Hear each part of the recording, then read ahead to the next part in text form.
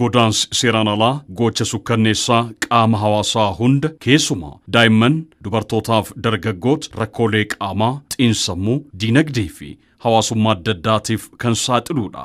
Qaamoleen hawaasichaa adda addaa daa'imman dabalatee jireenya fooyya'aa barbaacha daangaa ce'uuf yoo hawwanillee rakkooleen isaan qunnamu hedduudha.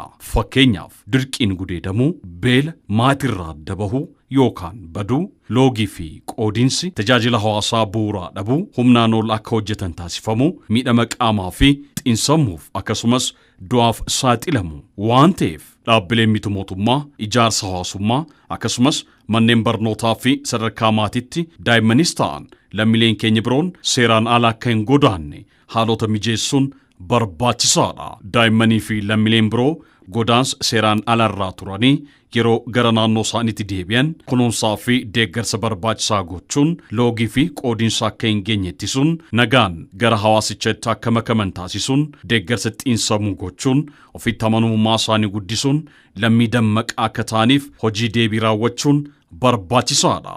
Godaansa seeraan alaa waliin haa ittisnu, lammii dammaqaa waliin haa ijaarru. Ergaan kun deeggarsa maallaqaa ejensii tumsa misoomaa Xaaliyaan yookaan AICS irraa argameen dhaabbata baraara daa'immanii addunyaa, dhaabbata baraara daa'immanii addunyaa yookaan Save the Children, biiroo dhimma dubartootaaf daa'immanii Dirree Dhawaa fi biiroo dhimma dubartootaaf daa'immanii Oromiyaa wajjin ta'uun kan dhiyaate.